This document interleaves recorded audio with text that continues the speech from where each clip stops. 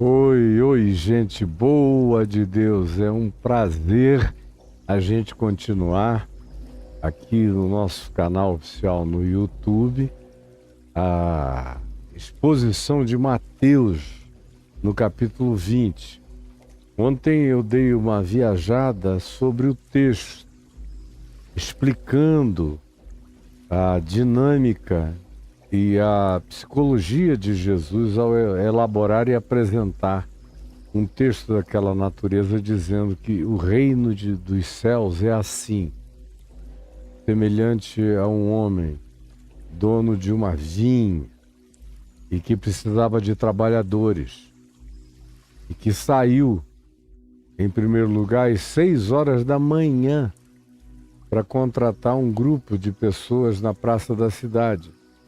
E achou um grupo às 6 horas e falou: olha, vão lá para minha vinha, porque no final do dia eu pagarei a vocês um denário, que era um equivalente monetário financeiro, alguma coisa que fosse de fato correspondente a uma diária justa, que se pagava alguém que vivesse de diárias. Ou seja, o nome antigo era jornaleiro, era o cara que recebia pela jornada. Depois é que jornaleiro virou um nome para quem vendia jornais. O jornal tinha duração de um dia. Por isso, quando a gente vai vendo a origem das palavras, tudo vai mudando na cabeça da gente. Então, o denário seria uma diária boa, cheia, para um jornaleiro, para um indivíduo que fizesse uma jornada e que recebesse jornada a jornada, dia a dia, um diarista. E foi isso que ele disse: olha, eu dou tanto, uma boa jornada de trabalho. E eles aceitaram unanimemente e foram trabalhar lá. Conclusão: quando foi 9 da manhã e meio-dia, o homem saiu outra vez, foi até a praça e encontrou pessoas e perguntou: por que vocês estão aqui sem trabalhar? Vão lá para minha vinha, porque no fim do dia eu lhes pagarei o que for justo. E nem combinou nada com eles. Eles foram porque acreditaram que aquele ser humano era honesto, era justo. Quando chegou às 3 da tarde, o dono da vinha voltou de novo e encontrou lá um outro grupo e disse: rapaz, vai para lá trabalhar. Ainda tem algumas horas de sol para vocês faturarem alguma coisa no dia de hoje. E eu estou precisando de mão de obra e de ajuda. E eles foram. A esses 3 últimos grupos, ele nem prometeu qualquer que fosse a jornada de trabalho, só disse: vão e vocês vão receber. E eles confiaram e foram. Aí quando deu 5 da tarde, faltando 1 hora para acabar o expediente da jornada de trabalho, o dono da vinha saiu outra vez e encontrou ainda um grupo desocupado na praça. E falou a eles: o que vocês estão fazendo aqui? Corram lá para a minha vinha, que ainda dá tempo de vocês trabalharem pelo menos 1 hora. E para mim, como dono da vinha, é melhor ter mais mão de obra, nem que seja só por 1 hora, do que desperdiçar o que vocês podem trazer de utilidade. Corram para lá e me ajudem nessa hora que sobra. E eles foram. E conforme a gente viu ontem, quando chegou a hora do pagamento, depois das 6 da tarde, ele chamou o dono da vinha, o seu administrador, o seu gestor, e disse: olha, comece a pagar todo mundo, começando pelos que chegaram por último. Os últimos serão os primeiros, os que chegaram por último sejam os primeiros a receberem, os que só trabalharam 1 hora. E aí dá esse tanto para eles. E eles foram chamados como grupo, se reuniram, os outros grupos ficaram de longe E o gestor do dono da vinha deu a eles 1 denário, uma jornada cheia, a mesma que ele tinha prometido aos que chegaram às 6 horas da manhã. Pagou como se eles tivessem trabalhado o dia inteiro. 1 denário. Chamou os outros grupos, das 3, do meio-dia, das 9, e deu também 1 denário a cada um deles, uma jornada cheia. Aí os que chegaram às 6 da manhã começaram a confabular. Poxa, no nosso caso ele vai ter que dar mais, não é possível. Ele prometeu que nos daria 1 denário por uma jornada cheia, uma diária plena. Mas se ele deu 1 denário para quem só trabalhou 1 hora, para que outros que só trabalharam 3, para outros que só trabalharam 4, 5 horas, e assim por diante, quanto mais para nós que chegamos às 6 e ficamos até às 6.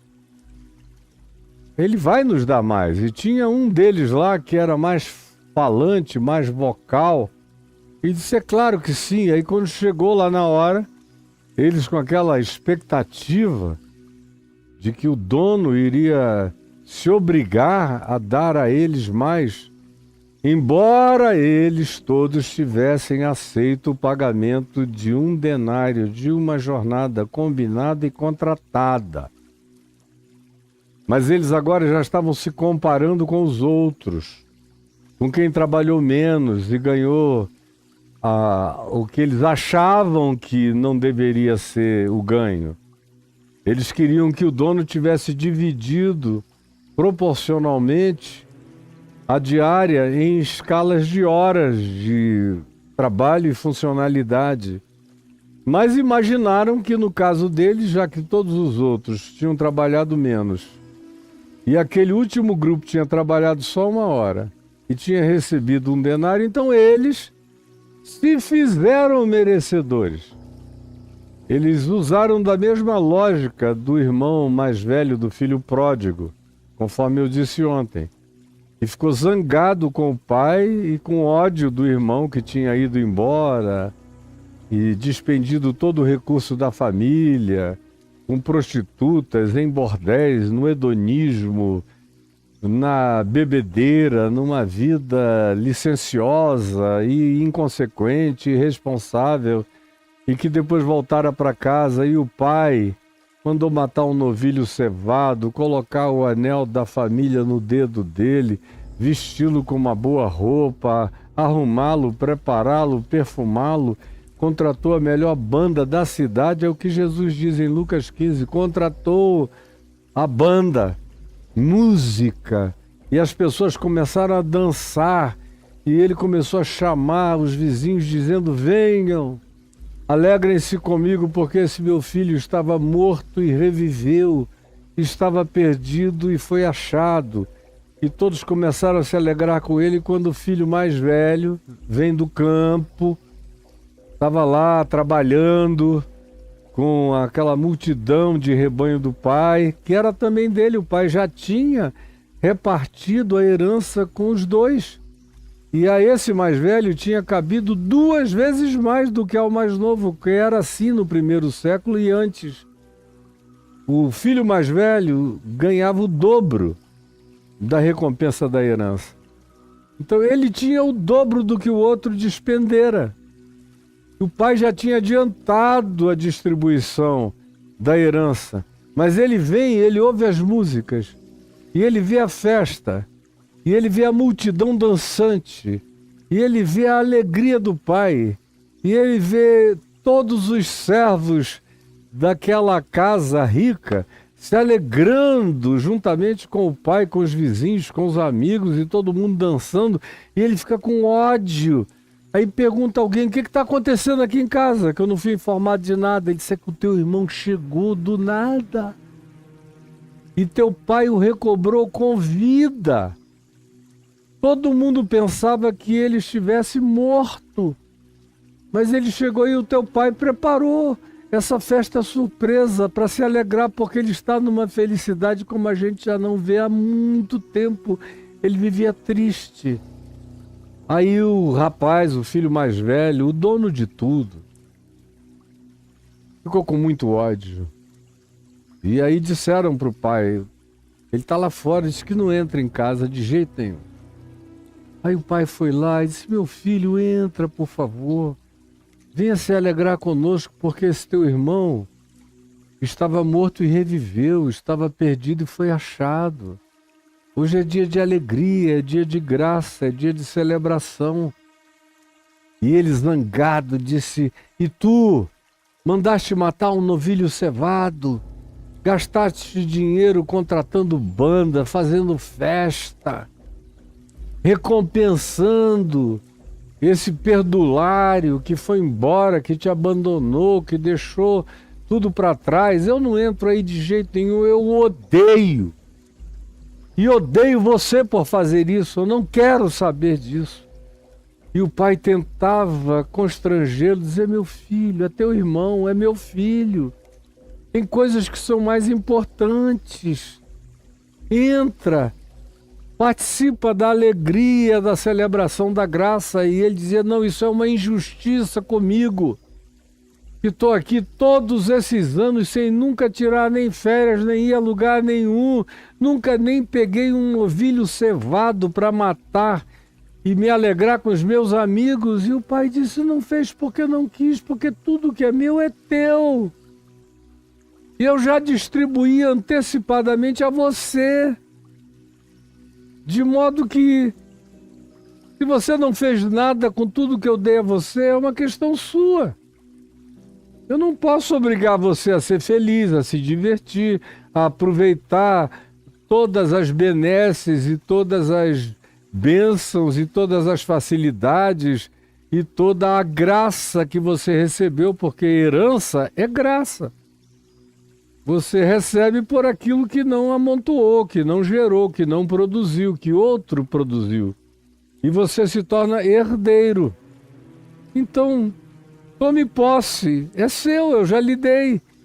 Mas ele nem tomava posse, nem queria que o pai se alegrasse, ficava com ódio de quem se alegrasse com o pai, odiava o irmão por ter quebrado a cara, se arrebentado todo, voltado maltrapilho, mendicante, e o pai tenha tido compaixão e misericórdia dele, acolhido, incluído e celebrado a volta dele como o melhor acontecimento do mundo. Era o retorno dele, que para o pai estivera morto, mas revivera, estivera perdido, mas fora achado.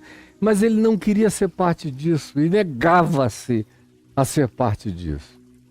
Lembram que ontem eu contei essa história? Pois bem, esse é o espírito que está presente aqui quando chegam esses que foram contratados por um denário explícito. Foi o único grupo em relação a quem se fez um contrato de trabalho da diária. Foi o das 6 da manhã. O único. Um denário por dia. E aí, quando eles foram chamados, eles começaram a elocubrar. E comparando com os outros, transformando a generosidade do dono da vinha em dívida para com eles, quando na realidade eles eram só uns assalariados, eles não eram herdeiros da voluntariedade do dono da vinha ou de coisa nenhuma, era trabalho. Mas eles não podiam aceitar. Eles estabeleceram uma lei, uma CLT particular, em que se eu cheguei às 6, mesmo que ele tenha combinado comigo um denário, ele não tinha o direito de dar um denário também para quem só trabalhou 1 hora, ou 3 horas, ou 5 horas, ou 8 horas, e nós trabalhamos 12, vamos receber a mesma coisa? Sendo que eles foram um grupo que fizeram um contrato, os outros todos foram sem saber o que iriam ganhar. E aceitaram qualquer que fosse o ganho que dali adviesse, porque tinham usado uma lógica básica e simples. É melhor ter 50% de alguma coisa do que 100% de nada. É melhor ter 40% de alguma coisa do que 100% de nada. É melhor ter 10% de alguma coisa do que 100% de nada. E eles tinham contratado a 1 denário 100% de trabalho. Quando chega a vez deles, lhes é pago o salário contratado, 1 denário. E aí eles ficaram com ódio. E aí um deles tomou a palavra, era o representante sindical, o vocalizador das amarguras, e disse: estes últimos trabalhadores trabalharam apenas 1 hora. Contudo, os igualastes a nós que suportamos a fadiga e calor o dia todo. Eles pegaram o último grupo, que trabalhara só 1 hora, para ser o objeto do argumento, do disparate do dono do campo. Como se o dono do campo estivesse usando recursos públicos. Se aqueles recursos fossem públicos, o dono do campo estaria cometendo uma injustiça. Se ele fosse um ministro de Estado, um distribuidor de verbas pré-definidas, pré-estabelecidas, legalmente originadas e prometidas, com a necessária igualdade, porque ela decorre do bem comum, dos impostos variados. No caso, esse dono da vinha seria apenas o distribuidor. Aí competiria ele ter que pagar na base da proporcionalidade, porque nem mesmo o dinheiro era dele. O dinheiro era de todos, o dinheiro era do Estado, o dinheiro era dos impostos. Mas aqui nesse caso não. Ele era um vinhateiro. Ele plantava uvas. Ele fazia vinho. Ele vendia o produto. Era iniciativa privada. O que ele ganhava era dele, desde que ele pagasse os que trabalhassem para ele conforme o contrato aceito e estabelecido entre as partes. E ele estava completamente em dia com aquele único grupo que fez contrato de trabalho com ele, que foi os que chegaram às 6 horas da manhã. Os demais foram pela fé.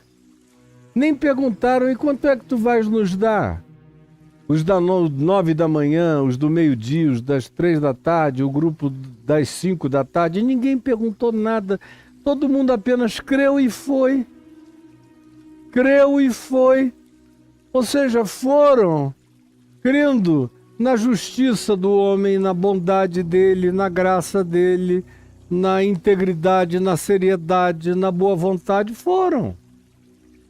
Creram no caráter do sujeito.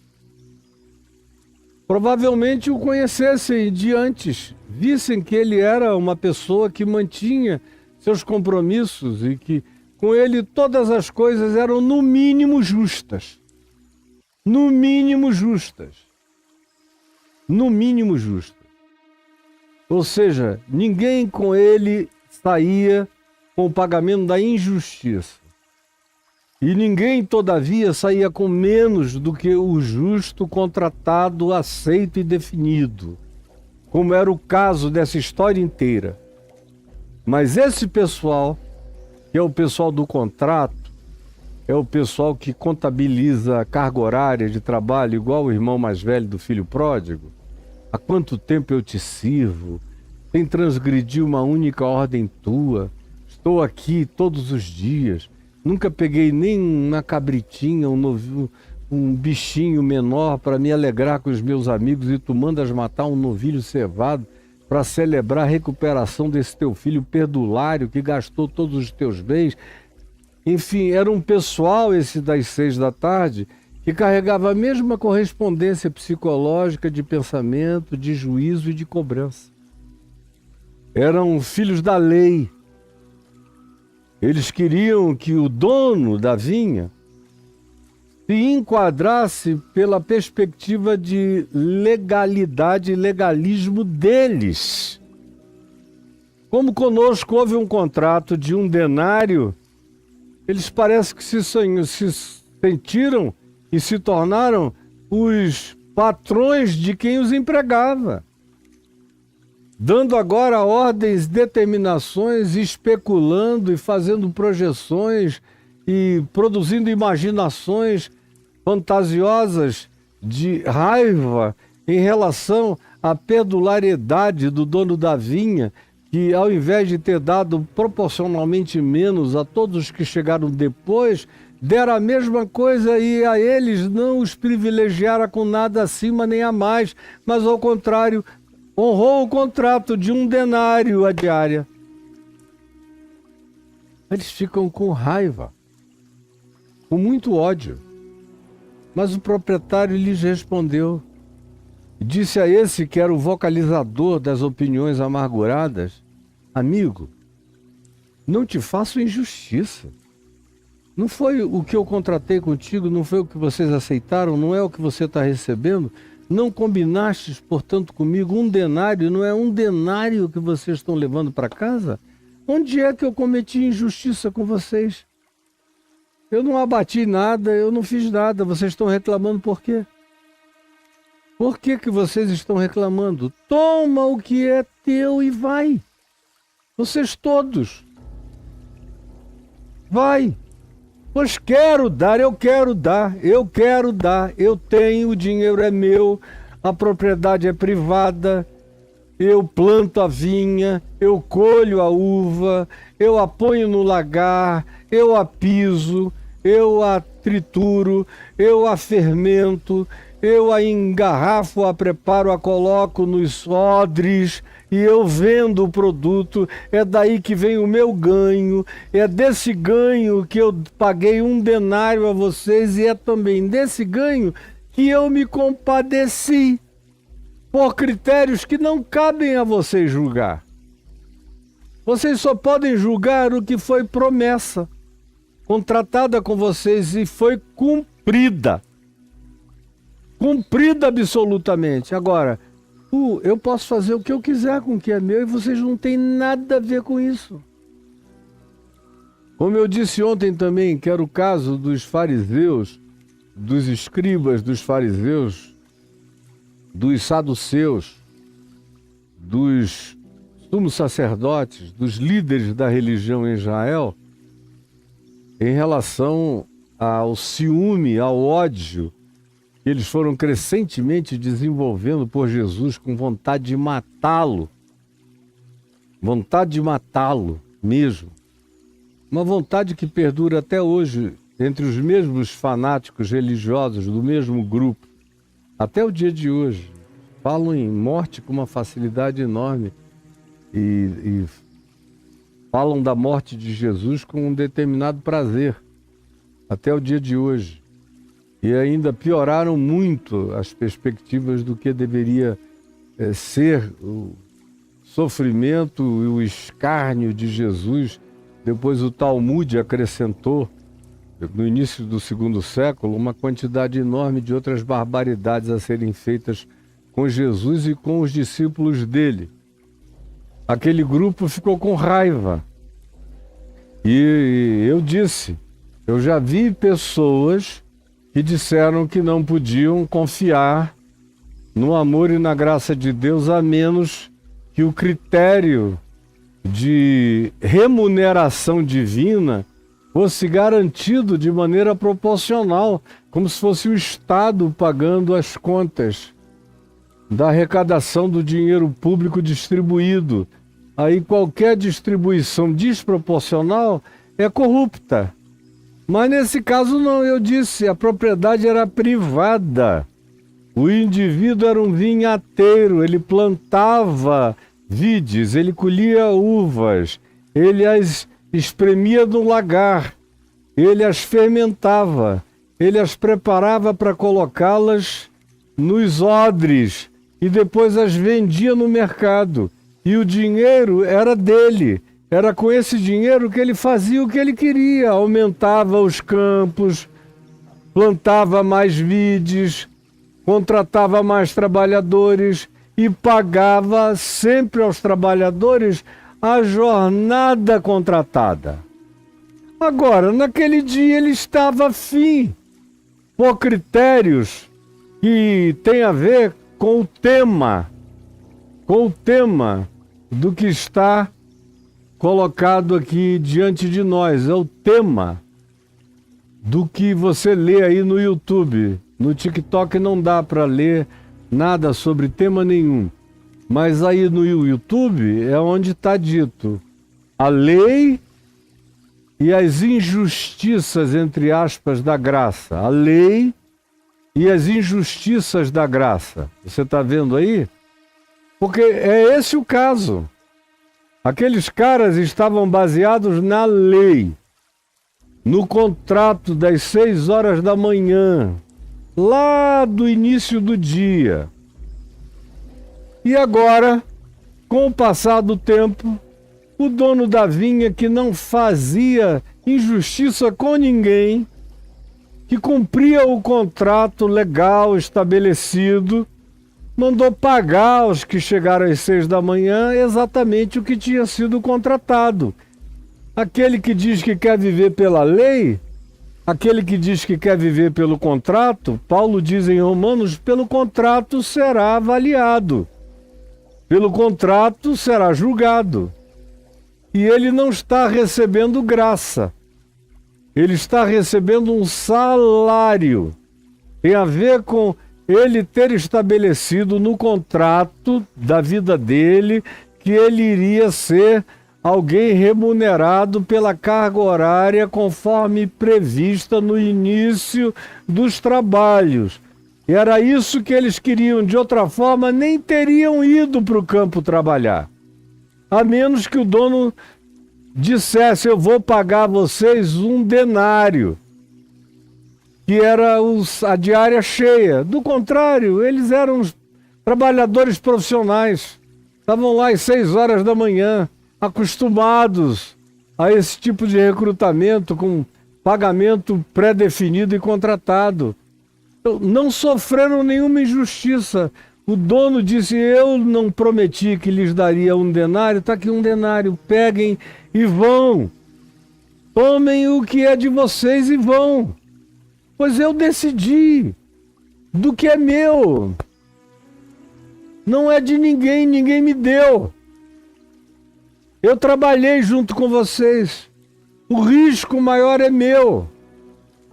Todas as implicações de falência são minhas. E também as implicações de benesses são minhas. Porque os riscos e os benefícios são meus. E eu decidi do que é meu, não do que é de vocês. Eu não tirei nada de vocês, mas apenas do que é meu. Eu resolvi dar a esses que não pediram nada, que não cobraram nada, que não perguntaram qual seria a remuneração, que creram na minha palavra, que apenas acharam que eu seria bondoso, generoso e que o que de mim procederia seria o bastante, o suficiente. Eu resolvi dar a eles tanto quanto eu dei a vocês, mas a vocês eu não fiz injustiça nenhuma. O contrato lá do Monte Sinai está em vigência com vocês. Não fiquem com raiva, como ficavam, e eu dizia, os fariseus, os escribas dos fariseus, os saduceus, sacerdotes no templo, os sumos sacerdotes, os líderes da religião de Israel, ficavam com ódio de Jesus, porque ele acolhia os publicanos desprezíveis, os pecadores, as meretrizes, os marginalizados pela sociedade e pela religião, e se refastelava com eles e os tratava com graça e com carinho. Portanto, os religiosos ficavam com ódio. Ser um amigo de pecadores, mas ele está fazendo com que é dele o que bem lhe apraz. Não está sonegando nada de ninguém. Quem quer viver pela lei será julgado, pela lei será remunerado, pela lei será recompensado ou será destituído. Você quer viver pela lei de Moisés? Aí está a lei de Moisés, que diz: se você quiser ser remunerado pela lei, obedeça a ela toda.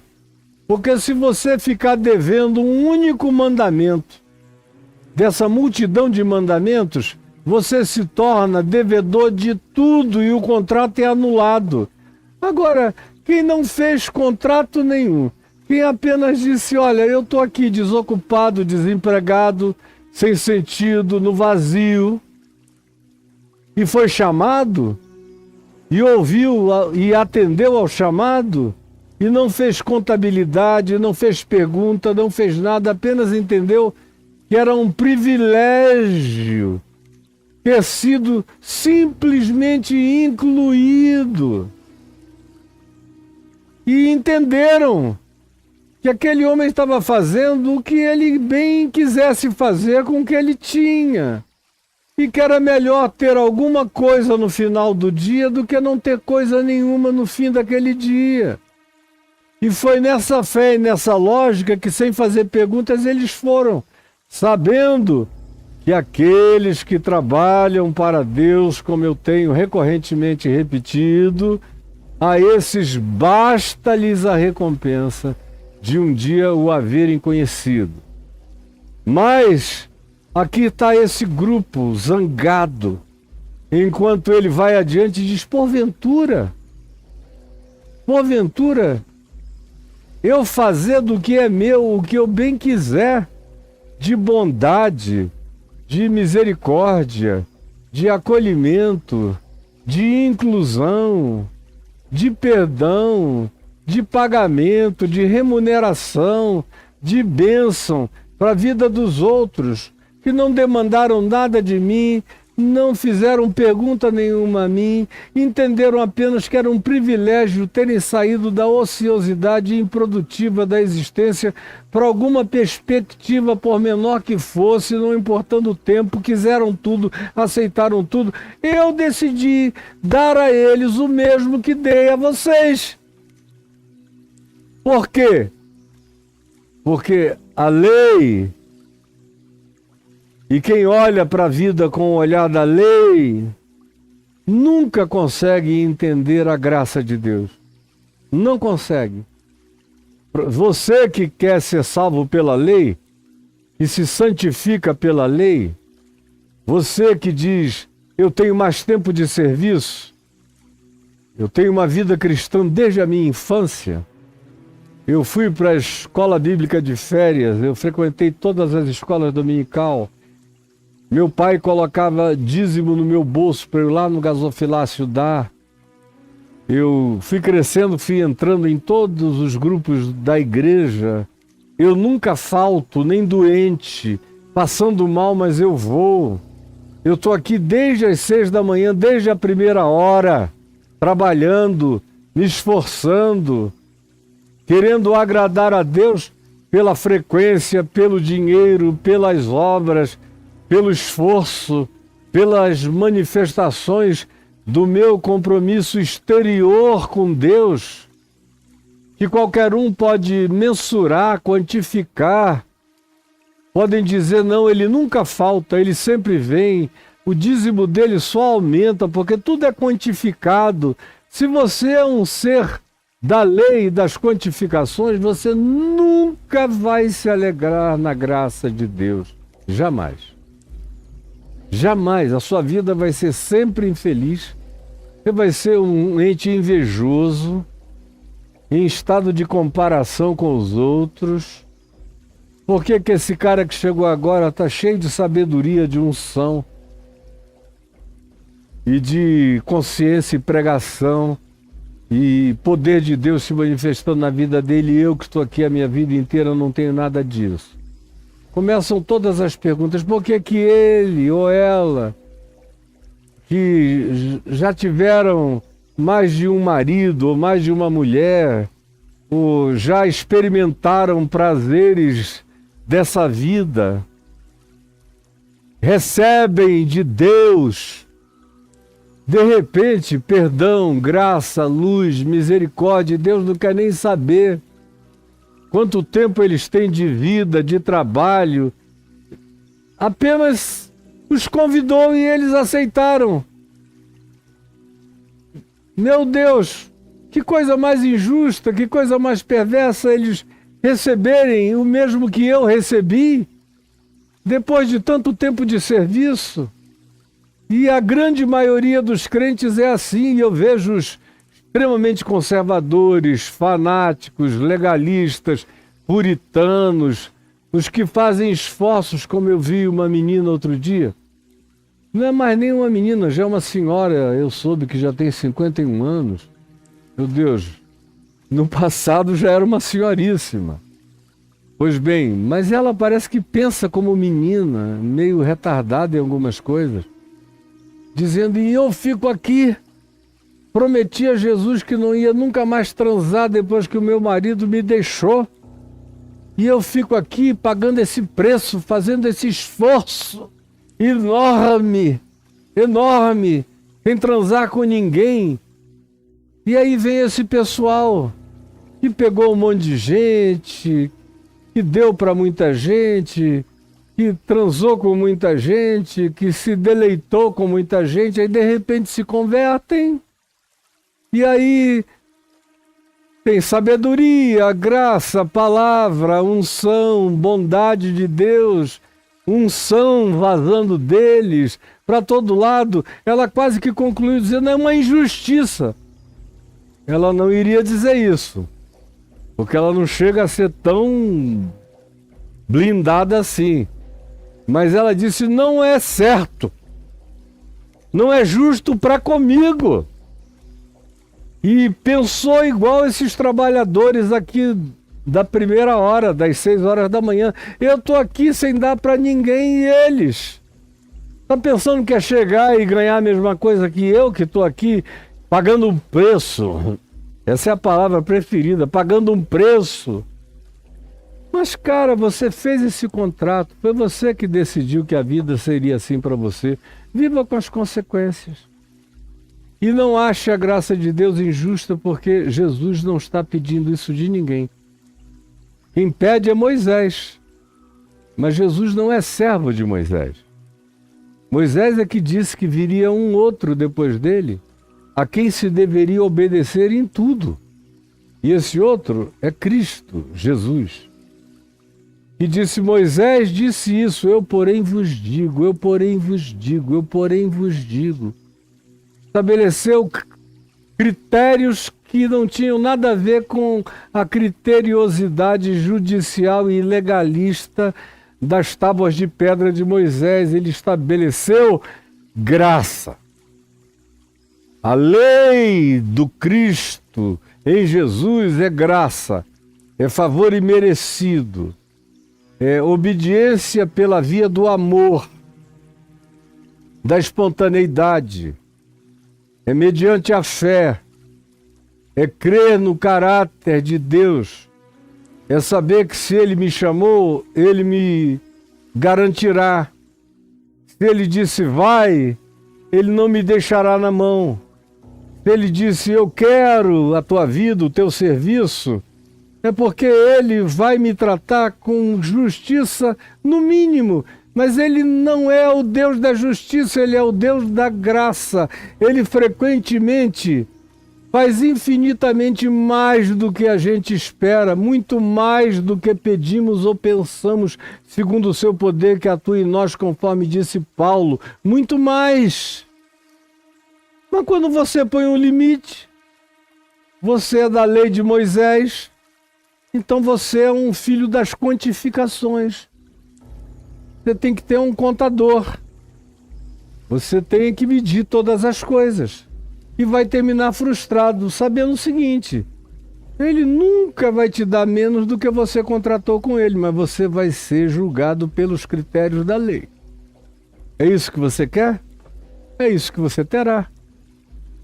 Agora, quem simplesmente não tem contrapartida, não tem colateral, não tem justiça própria, não tem o que apresentar, está satisfeito de simplesmente ter sido enxergado. Aquele que me vê, me enxergou, me quis, me chamou e disse vá. E eu fui. Eu criei no amor dele, na bondade dele, no caráter dele, na misericórdia dele, no prazer que ele tem na realização do bem. Eu creio que ele não é precário, mesquinho, não é um ente de contabilidade de migalhas e de grãos, que a graça dele é generosa, que ele é estapafurdiamente bondoso, generoso, gracioso, que a sua misericórdia atravessa as eternidades, vão de eternidade a eternidade, que no fim a misericórdia triunfa sobre o juízo, sobre a lei, sobre qualquer que seja o parâmetro. Ele diz para quem estava ao lado dele na cruz, tinha um que dizia: se tu és o Cristo, salva-te a ti mesmo e a nós também. Mas tinha um outro, sabia que merecia morrer, e disse: olha, a sorte foi lançada, eu fiz o que era mal, mas eu estou ao teu lado e eu vejo que tu és alguém para além do que eu vejo. Então lembra-te de mim quando vieres no teu reino. Jesus disse: hoje mesmo estarás comigo no paraíso. Uma é a manifestação do estado da lei. Outra é a manifestação do estado de graça. No estado da lei está tudo predeterminado. Se você for obediente a essas tábuas da lei, então você o seja. E aí o que é que acontece? O cara apresenta aquela lista e diz: olha, adultério, ele tica, nunca adulterei, desde que me casei, só a minha mulher. Não, eu não fui nunca levado a um tribunal para dar falso testemunho. Aí ele tica ali. Tudo para ele é legal, é completamente definido por parâmetros e trâmites, é tudo quantificável, é tudo da cara para fora, é tudo mensurável nas exterioridades. Assim a lei de Moisés. Pela lei de Moisés, a maioria dos acusadores de Jesus não tinham cometido a maioria das outras coisas. Mas Jesus olhava o coração deles e dizia: vocês são hipócritas, mascarados. Por fora são como sepulcros caiados, está tudo pintado de branco, mas dentro do coração eu conheço os adultérios, as lascívias.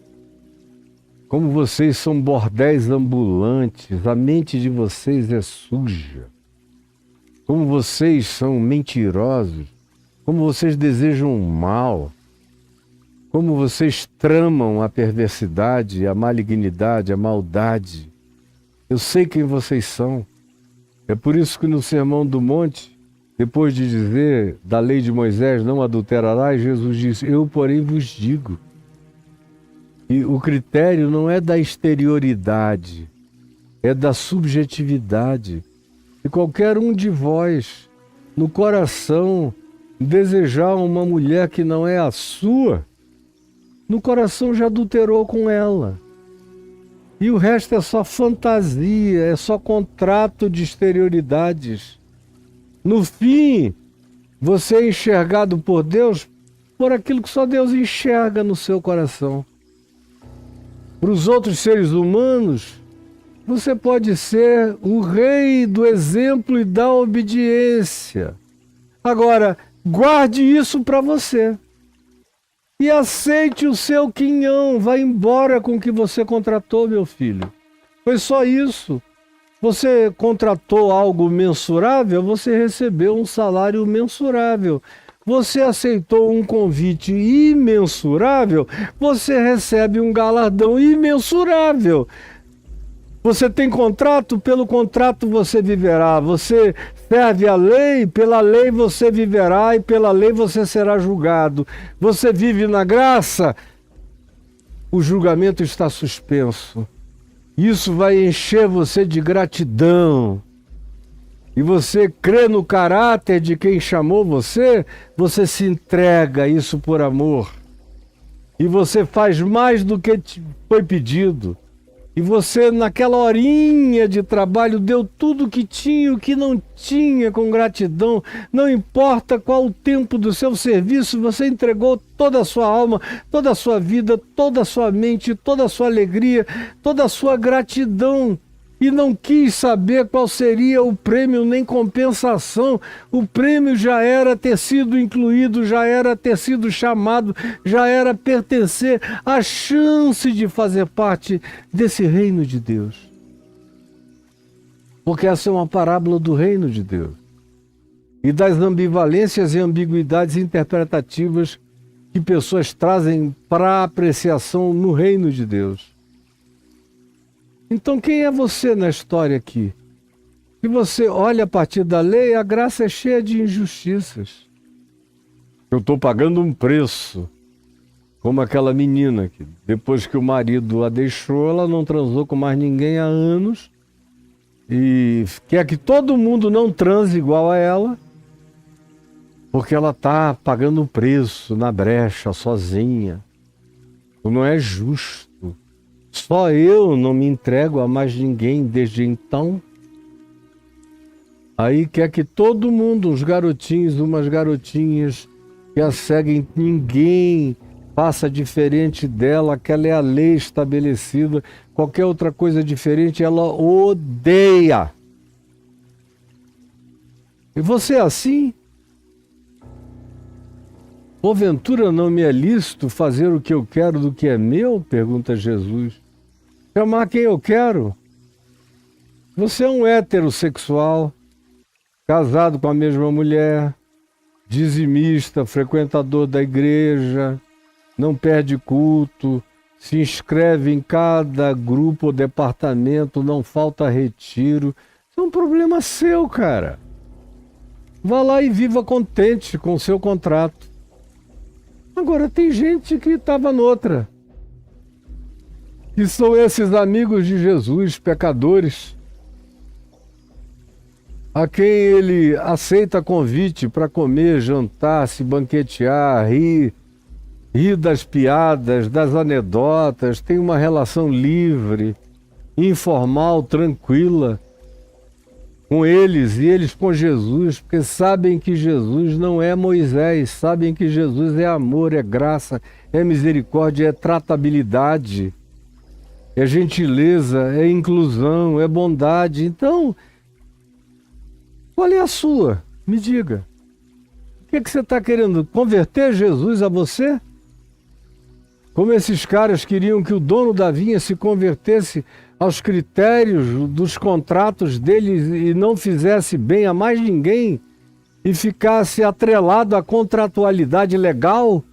Como tem gente por aí, você tem o direito legal disso, daquilo. Coisa mais idiota essa história do direito legal. Quem tem direito legal vai receber mais juízo do que imagina.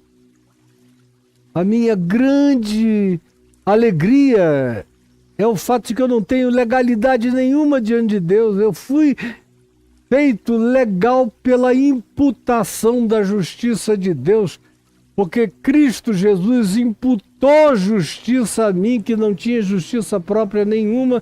Ele me fez justiça de Deus aos olhos de Deus. Apesar de mim, estou absolutamente justificado, santificado, ungido e não tem nenhum obstáculo.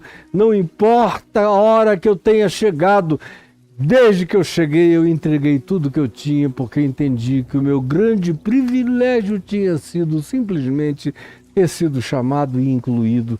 Eu não tenho comparação com ninguém, não me meço por ninguém. Deus é livre para fazer o que Ele quer em favor de quem quer que Ele queira. Ele dá os dons dEle para quem Ele quer, como Ele quer. Ele reparte a inteligência dEle, a sabedoria dEle, o discernimento dEle, a força de caráter dele com cada um, conforme cada um. Ele dá o entendimento, ele dá a generosidade, tudo vem dele, tudo provém do alto, descendo do Pai das luzes, em quem não pode haver nem mudança nem sombra de variação, e tudo acontece conforme a sua determinação e a sua vontade de fazer o bem. Aí ele pergunta: São maus os teus olhos porque eu sou bom? Isso é o que acontece com o pessoal legalista, puritano, exigente, eles ficam maus.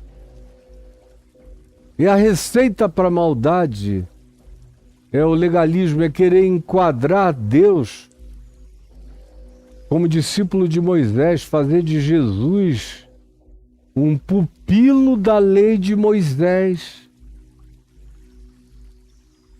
Aí você quer que Deus obedeça aquilo que você, na sua mesquinharia e pobreza espiritual, determinou como garantia para poder trabalhar para Deus. Eu tenho que ter no fim do dia, no mínimo, isso. Isso você terá, meu filho, minha filha, é seu. Agora, Deus é bom. Você que é mesquinha, você que é mesquinho, você que se compara, você que é invejoso, é invejosa, você que é medíocre, você que é feinho, feinha. Mas você acha que Deus vai se enfeiar por causa da sua feiura? Ou Deus vai ficar do teu tamanho porque você não quer crescer?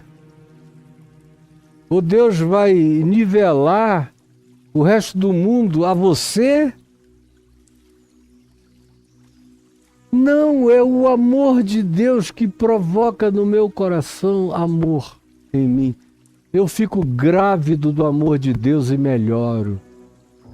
E melhoro.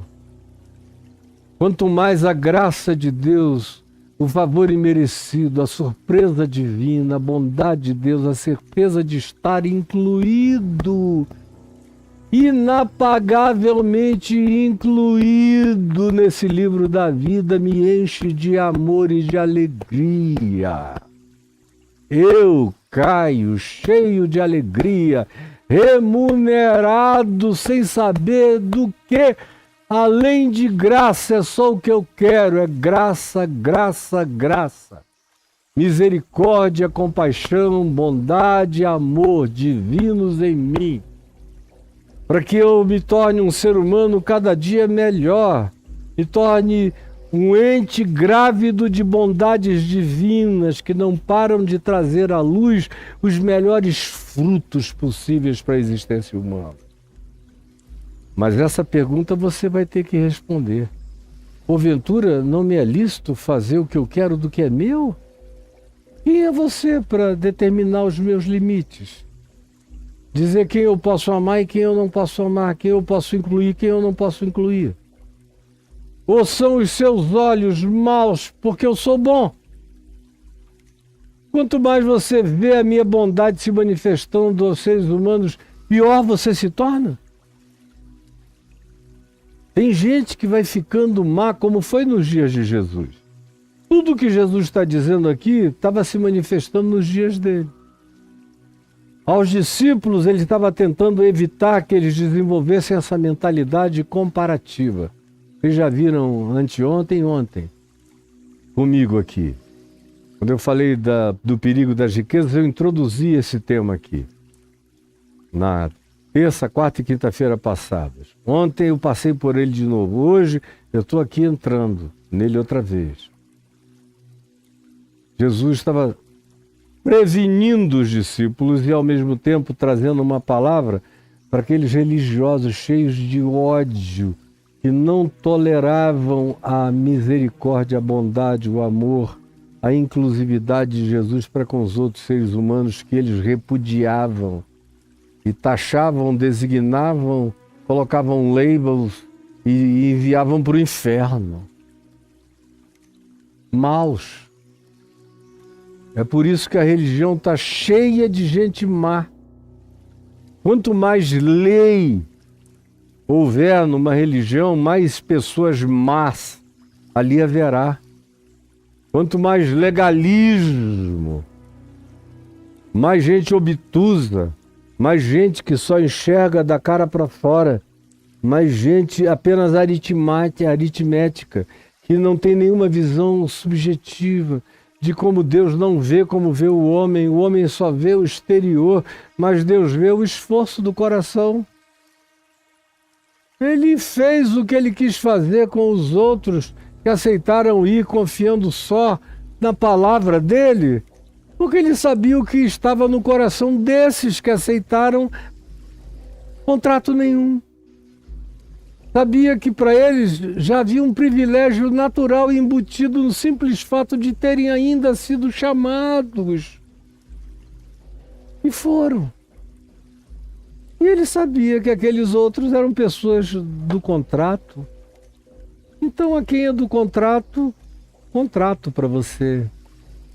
Quem é da graça, aquilo que é infinitamente maior do que tudo que pedimos e pensamos, é o que virá a ser derramado sobre nós.